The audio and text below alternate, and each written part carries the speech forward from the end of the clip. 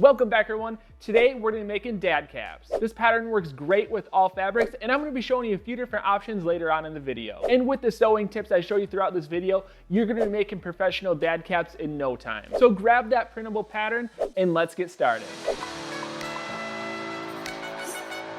Getting started with supplies, you want to grab yourself a 1/4 yard of fabric, and I recommend grabbing canvas, denim, or twill. These are really easy fabrics to work with, and I'm going to be using Sherpa. This is a fun fabric to work with and gives a unique look to your hat. You're going to need one sweatband, and I recommend grabbing a millinery grade sweatband. It's going to wrap around the inside of your cap really nice. One size strip, and the size strip is actually going to hold structure around the edge of the cap. 6 eyelets, and I'm using a 1/4 inch eyelets. I think they look really nice on the cap, but you can use whatever size you like. 1 brim, and you can choose whatever size brim you want. I'm going to be using a standard size brim for this project, but changing the size of the brim can really add a different dynamic to your design. So I definitely recommend playing around with different sizes to really fine tune your design. You'll need 1 cover button, and the cover button is more than just looks. It actually holds all the layers together at the top of your cap. You'll need 1 closure for the back, and there's a variety of options you can choose from. You can go poly snap, leather, nylon, and there's so many more. I'll list some of them below. Another good option is recycling a closure off an old cap. And lastly, you'll need your pattern. This pattern is available at properfitclothing.com. This is a super good pattern and works with all types of fabric, so definitely download that so it's easy to follow along. And after you have all your supplies gathered, it's time to start cutting. After cutting, you should end up with 2 front panels, and be sure to mark the sides, 2 side panels, mark the sides in eyelets, and 2 back panels. Grab both the front panels, place the right sides together, and we're going to sew on the front panel seam, and we're going to stitch at a 1/4 inch seam allowance. And you really want to make sure you're sewing the correct edges together. Next, we're going to cover up the raw edge on the wrong side, and this is done by using a bias tape binder. This is a great tool to have, and you can use it on both domestic and industrial sewing machines. You feed the bias tape into the binder and sew it directly onto your seam. And these are designed for double needle industrial sewing machines, but I'm going to show you how to get away with it with a domestic machine. Start by replacing your needle with the twin needle. I'll have this needle linked in the description, and this needle works on all domestic machines. Switch your machine to zigzag stitch, your choice of length, and a 0 width. Thread your machine the same way, but add 2 spools of thread. Be sure to thread through both of the needles and add your binder. It's best to have the bias tape already in so you can line it up with the needles. And I found the easiest way to do this is just tape it down. And once you have it installed, give it a quick run to make sure all the stitches are looking good. Grab your front panels and place that seam directly in the center of the binder and stitch all the way through. And just like that, it's going to add a double top stitch on the front and cover the back seam. And we're going to do the same thing for the back panels. Place the right sides together, sew the back edge, and stitch at a 1/4 inch seam allowance. But before we cover up that raw edge, we're actually going to add a side panel. This will allow us to cover more of the raw edges at once, so you don't have to keep switching out the binder. Place the back edge of the side panel to the back panel, and the front edge to the front panel.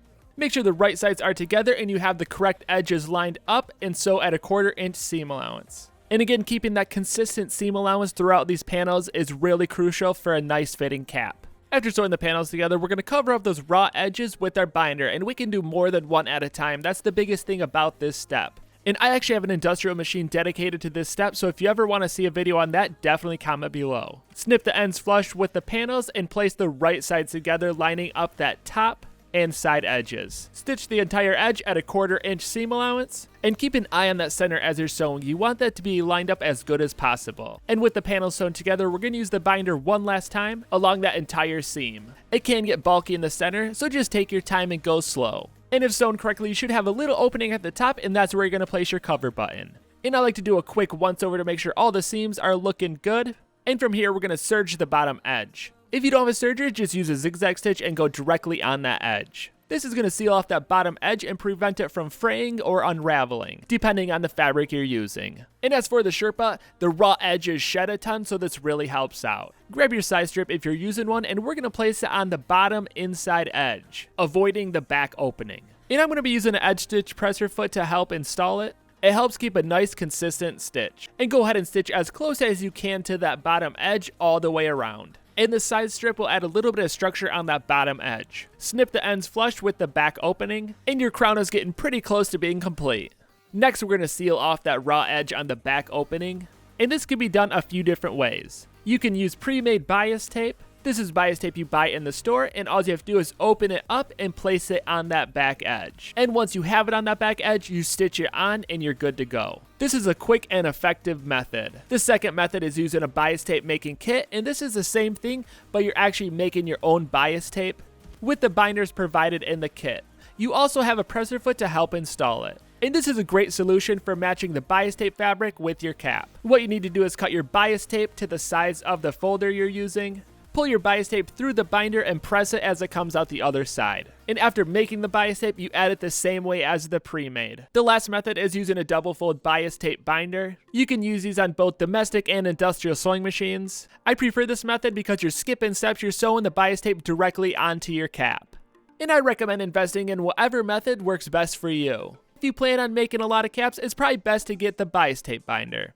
The main goal is to cover up that raw edge, so if you did that, you're good to go. Moving on to the cover button, grab your cover button set. Cut the fabric to match the size of the cover button, place your cover button in the center of the fabric, and fold the fabric around to the inside of the cover button. You can also use cover button tools to help you get that fabric around to the inside of the button, and these are the easiest because it distributes that fabric evenly to the inside. Once you have your fabric on, grab the middle of your cover button and jam it into the middle of the top piece. And it does take a little bit of effort because you want it in there nice and tight. Grab the bottom prong section, and the prongs are supposed to slide into the center and bend around, keeping everything secured together. I like to push the prong part through first so I have it centered, and once I see the prongs poking through the top of the hat, I add the top part, and the easiest way to install it without dies is just hammering it down. And you should have a nice locked in cover button. Grab your brim panel, and what we're going to do is actually trace our brim. But you can use this brim panel to make your own brim out of cardboard or plastic. So this panel is more or less used to actually make your brim. And I'll have a link below to the brim I'm using. So once you decided on your brim,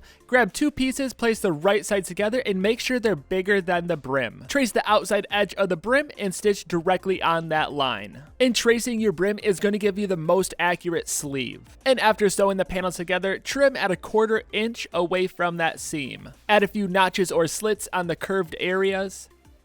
Flip the right side out and slide your brim into the sleeve. And depending on the fabric you're using, you're gonna really have to slide that brim in there to get it into position. And it's best to pull that fabric towards the back really tight and add a pin. From here, we're gonna stitch along the inside curved edge.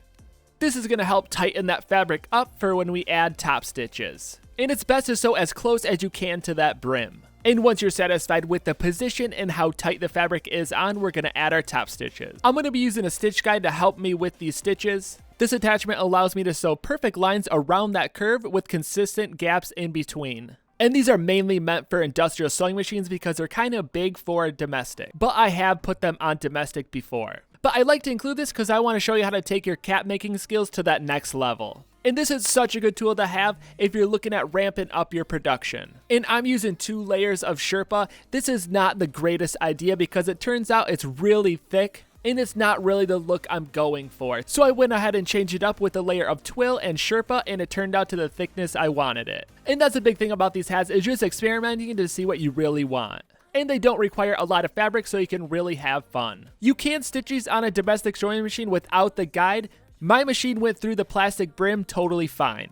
After adding this top stitches, go ahead and cut out the excess fabric sticking out the back and add a few slits or notches along the curved areas. I also recommend matching your thread to your fabric because this is going to hide any imperfection. Grab the top panel, which is called the crown, and your brim, and we're going to line it up in the center of the brim with the right sides together. And a good way to do this is use that center seam, and we're going to walk that edge back to the outside of the brim to find our start point. We're going to use that start point to sew from one end of the brim to the other. I like to add a nice tack stitch at the start and sew as close as you can to the inside of that brim, but try not to sew directly on the brim. Next, grab your sweatband, and we're going to sew that sweatband on the bottom edge. And the key to installing it evenly on a domestic sewing machine is to make a little sleeve out of thin cardboard. Make it the exact size of your sweatband. Slide your sweatband through the sleeve and tape it onto your machine. Starting at the back edge of your hat, we're going to roll the edge over once and start sewing. We're going to stitch as close as we can to that rolled edge, and wherever you stitch, the sweatband will stitch on the opposite side. So the more even you sew, the more even the sweatband will be on the inside. And I found this method to be the best method for installing that sweatband on a domestic sewing machine. It installs a sweatband and gives you a top stitch. Snip the sweatband end so only about 1 inch hangs off.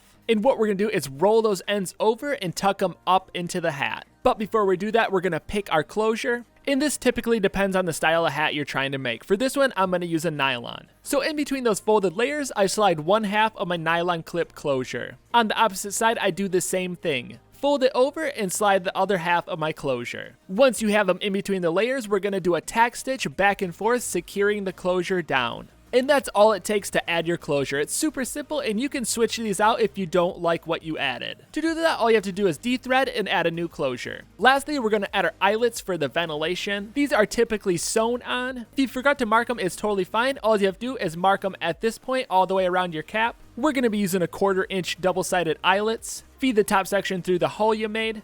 Add the back section. And we're going to be using a hammer die. This came with the eyelets. It's a super simple and effective technique. Place the top section in the die and hammer in the back. And go ahead and repeat this process for the other panels. Again, you can use different size eyelets. It really depends on what style you're going for. You can use vented eyelets too. Those look really nice. But all in all, you pick because it's your creation. And there you have it. Your dad cap is complete. Thank you so much for watching. I hope you gained a lot of knowledge from this video and you're taking your dad caps to that next professional level. And the biggest thing with this one is practice. You really have to practice those stitches over and over to really perfect this cap. And another big thing is the tools. You really want to invest in good sewing machines and attachments so that way you can really crank out professional stuff. And if you want me to go more into the industrial sewing machines and what I use, I can definitely make videos on that. Just comment below if you'd like to see that. But I'm going to keep the videos coming at you, so I'll see you next time.